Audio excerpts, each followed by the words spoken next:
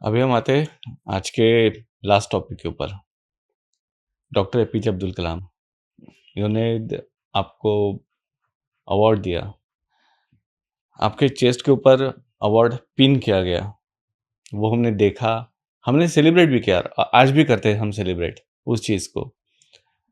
जितना आप वो मोमेंट जीते हो उतना हम भी जीते हैं एज अ सिविलियन। वो जो मोमेंट था 3 सेकंड 4 सेकंड या 5 सेकंड का, वो कैसा था आपके लिए? मेरे लिए भगवान जैसे सामने आता है ना,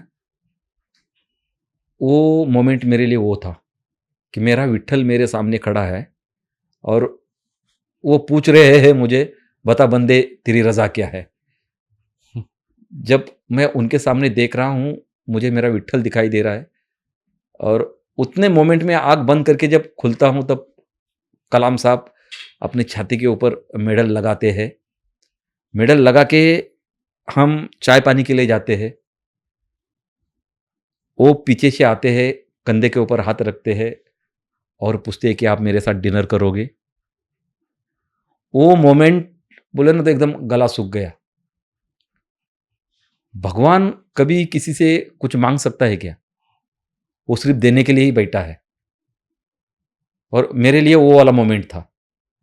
जब उन्होंने कंधे पे हाथ रखा तो ऐसा लगा कि कोई बिजली चमक गई है मेरे शरीर में। एक्चुअली मुझे कुछ पता ही नहीं चला, क्योंकि पीछे से जब हाथ आया तो बिल्कुल मैं पीछे मुड़ता हूँ, तब तक मुड़ के वो सामने, और जब पूछते हैं तो मेरा गला एकदम सूख गया। आँख से पानी निकलना शुरू हुआ। 2 मिनट के लिए मैं बिल्कुल बिल्कुल स्टैच्यू बन गया, बिल्कुल स्तब्ध खड़ा था। कुछ आवाज़ नहीं मुँह से, बिल्कुल पिन ड्रॉप साइलेंट।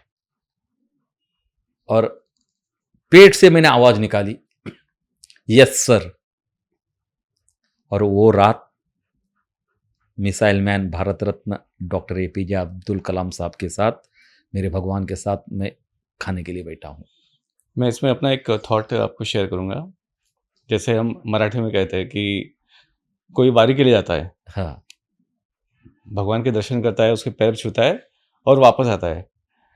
वापस जब वो अपने गाँव के जो लाइन है उसको क्रॉस करके अंदर आता है, तो सब गाँव वाले उसके पास में आते हैं और उसको प्रणाम करते हैं। जी, इसलिए करते हैं क्योंकि हम नहीं जा पाए वारी में, हम वो विट्ठल के दर्शन नहीं कर पाए, लेकिन आप करके आए हो, इसलिए हमारे लिए आप विट्ठल हो। यस, तो मुझे वो एनर्जी आप में फ़ील हो रही है कि मैं उनको तो नहीं मिल पाया हूँ, लेकिन आज उन आपके रूप से मैं उनको देख पा रहा हूँ, कि वो एनर्जी महसूस कर पा रहा हूँ कि वो आदमी की एनर्जी क्या होगी।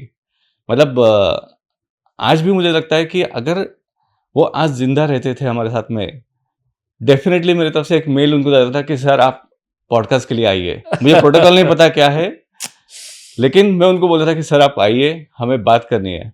और एक चीज़ मैं लास्ट पॉइंट डालूँगा इसमें ऊपर, फिर बाद में हम पॉडकास्ट से वगैरह आगे मुड़ते हैं कि मुझे लगता है कि वो एक ऐसे पर्सन है ना कि जिनको डेथ भी उनके चॉइस के हिसाब से मिली। जो उनको पसंद था बच्चों से बात करना, उसके लिए गए थे और वहीं पे उनकी डेथ हुई। क्योंकि सर ये है ना कि वो बच्चे ही आज जो देश गढ़ा हुआ है ना, जो नए बच्चों में जो उम्मीद बनी रखी है ना, तो ऐसी एनर्जी वाले जो हमारे डॉक्टर एपीजे कलाम साहब होके गए, उन्होंने देश के दे के ही गए, देश से कुछ लिया नहीं कभी। कुछ कुछ बंदे ऐसे ही होते हैं, देने के लिए पैदा होते हैं और सारी उम्र वो देते रहते हैं।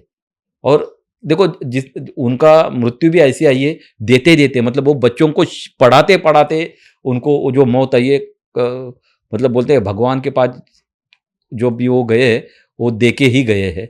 और देश के लिए उन्होंने इतना कुछ किया है कि आज देश अपने इस शिखर पे पहुंचा है। तो उसमें महामहिम राष्ट्रपति मिसाइल मैन का बहुत बड़ा हाथ है।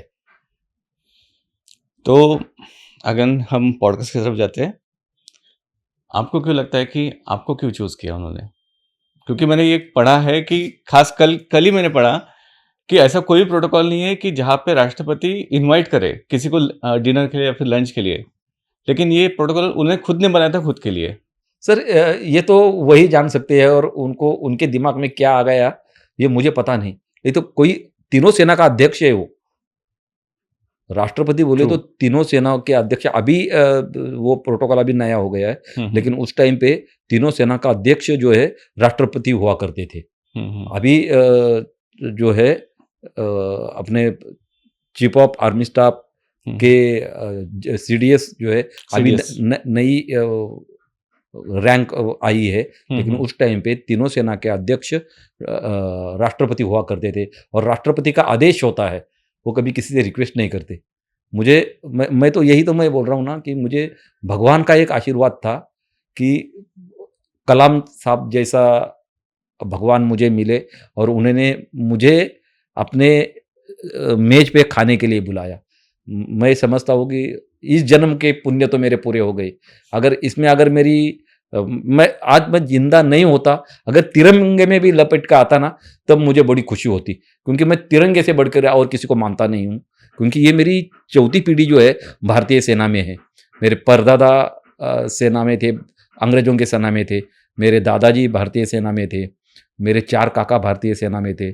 4 काकाओं के हम 7 भाई भारतीय सेना में हैं और एक मेरे जैसा अगर सैनिक, एक योद्धा अगर वीर गति को प्राप्त होता और तिरंगे में भी लिपट के आता, तो मुझे कोई उसमें गलत नहीं लगता।